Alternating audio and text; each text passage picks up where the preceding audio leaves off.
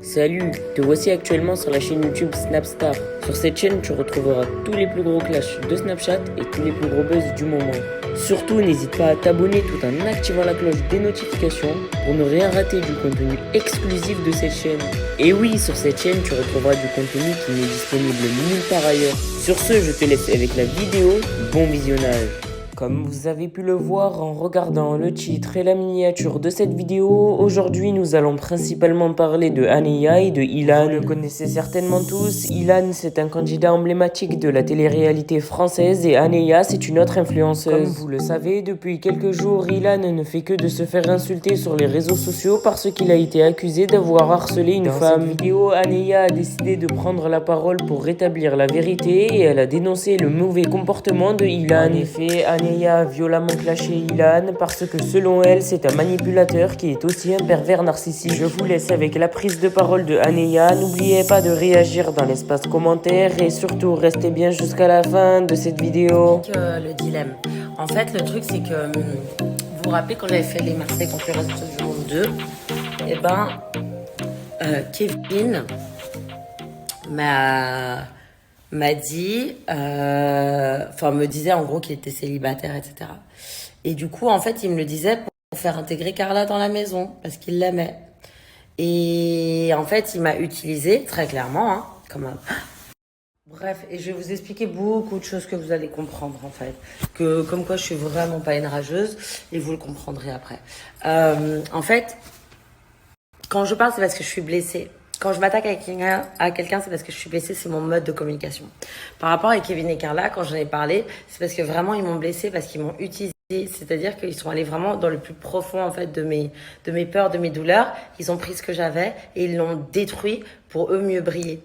Et en fait, Kevin, s'il dit oui, mais j'ai juste fait un bisou et tout, et c'était trop bizarre parce que le bisou c'était même pas trop devant les caméras, je le sentais un peu gêné, je le sentais pas vraiment très investi avec moi. Et c'était un bisou de rien du tout. Et du coup, il me disait, ouais, je suis célibataire. Enfin, il me mentait en pleine gueule. Il s'en foutait complètement de ma gueule, en fait.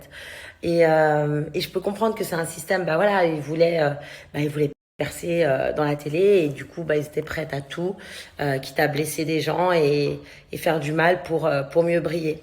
Et c'est ça qu'il faut pas oublier, en fait, de ces et ça, faut vraiment pas l'oublier. Et moi, je l'avais pas compris et ça m'a fait énormément de mal. Et du coup, j'ai répété en fait des schémas que j'ai vécu. Et c'est pour ça en fait que j'en veux aux gens qui font du mal et qui s'excusent pas parce qu'après, ça crée des failles en nous et après on répète ces schémas-là. Vous voyez, c'est pas que je suis une folle en fait. Si je vous en parle, c'est parce qu'en fait, tous ces gens qui nous font du mal sont fautifs après de beaucoup de choses en nous. Et après, ça met du temps à guérir. Vous voyez, quand vous faites du mal à quelqu'un, ça met beaucoup de temps à guérir. Et bref, mais peu importe, j'avance comme une petite tortue, mais j'avance parce que je suis vraiment quelqu'un de bon. Et pour vous dire que je suis quelqu'un de bon, je sais que ces gens-là, ils avaient besoin de moi pour leur émission, leur nouvelle émission de télé-réalité, la MIF. Et en fait, même quand j'en parle, je m'en fous si aujourd'hui je leur fais de la pub, si aujourd'hui, vous voyez, je suis heureux dans le business. Enfin, je suis pas quelqu'un vraiment de compétitrice dans le business, en fait. Je me dis que si ça doit arriver, ça arrivera. Et bref, et donc en gros, pour vraiment vous expliquer que je suis pas mauvaise et tout, ils avaient besoin d'un coup de main par rapport à un guest très spécial que je connais pour leur émission. Et donc on m'appelle, on me dit est-ce que tu peux gérer ça et tout, ça serait hyper bien. Je dis écoute, moi je suis pas trop en affinité avec ces personnes-là, mais oui, ok, je vais le faire. Du coup j'ai tout fait, j'ai organisé ce gros événement que vous verrez certainement dans leurs prochains épisodes. Et tant pis, moi je le fais pour Dieu. Je me dis que voilà, si on me demande quelque chose en service et que je peux le faire et que ça me coûte rien, et voilà, je tends ma main à mon prochain. Ça c'est plein de choses encore que vous voyez, vous ne savez pas. Et en fait, si je parle de toutes ces choses, c'est que là, en fait, comme on est filmé, j'arrive à revoir en fait ce qui s'est passé. Et en revoyant les épisodes de l'époque, je voulais regarder ça ce soir, je me suis dit putain, mais c'est un truc de malade en fait. Mais c'est un truc de malade en fait, tu ne changes pas. Après, je peux pas vous spoiler tous les épisodes et tout, mais vous verrez en fait. Ma vie est très compliquée, j'ai beaucoup de problèmes en amour, j'ai beaucoup de problèmes en dépendance affective et c'est très compliqué pour moi. Voilà. Donc j'aimerais bien savoir qu'est-ce que je dois changer en moi pour pas répéter ces mêmes schémas. Et je pense que c'est ma dépendance affective. En fait, en réfléchissant, ce soir, comme ça me permet de faire mes propres thérapies.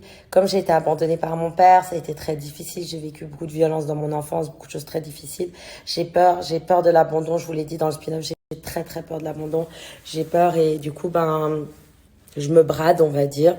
Je fais beaucoup en fait pour le mec et lui, il fait un peu moins pour moi. Et du coup, il me respecte moins, quoi, on va dire, je sais pas, il me met moins sur un piédestal, j'en sais rien. Et voilà, donc voilà, je voulais vous parler de ça et je vais essayer d'aller dormir parce que voilà, j'ai une grosse migraine depuis cet après-midi et ça fait 5 heures que j'ai cette migraine, c'est l'horreur. Voilà. Et, euh, et par rapport à ça, les filles, celles qui avaient le même problème que moi, essayer d'instaurer le temps et avant de vous engager, avant d'embrasser un garçon, il faut vraiment qu'il soit en chien sur vous, sinon vous faites rien. Mais d'un autre côté, je me suis dit aussi, genre, vous pensez pas que, je sais pas comment expliquer, en fait, genre, mes relations, aujourd'hui, enfin, c'est pas vrai en fait que j'ai pas évolué. Parce que aujourd'hui, mes relations, même si les mecs, ils continuent de m'utiliser comme ils le font, parce que je pense que voilà, tous les mecs ne sont, enfin, voilà, en fait, c'est abusé. Je sais pas comment vous expliquer. Vraiment, je vous jure, c'est un truc de malade, comme on répète les mêmes schémas. Tous mes ex qui m'ont détruit avant que j'intègre n'importe quel programme télé, c'était des versos. Ok?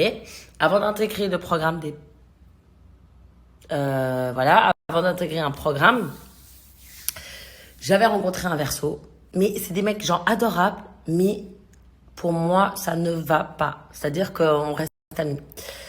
Et c'est toujours le même schéma. Après, j'attire les mecs qui sont complètement perdus, des geeks, mais c'est un truc de fou. Genre, par exemple, mon ex, je l'ai rencontré. Par exemple, un de mes ex, je l'avais rencontré à Mykonos pendant l'été, celui avec qui j'avais quitté la télé. Et quoi, rebelote, cet été, je rencontre un mec à Mykonos. Et en fait, ça m'a fait un flash. Et ce mec-là, c'était un fou. Comme l'autre, qui était un fou aussi.